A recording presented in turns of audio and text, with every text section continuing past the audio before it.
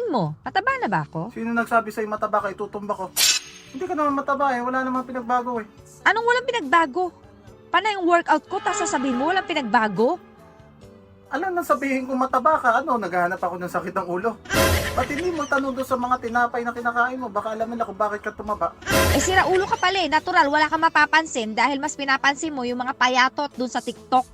Wala akong alam dyan. At yung mga payat na sexy na yan, yung iba dyan, wala lang perang pambili ng pagkain. At yung ibang may pera, pinapahirapan nila yung sarili nila, hindi kumain para pumayat. Pero ako, wala akong pakialam sa kanila. Focus lang ako sa'yo.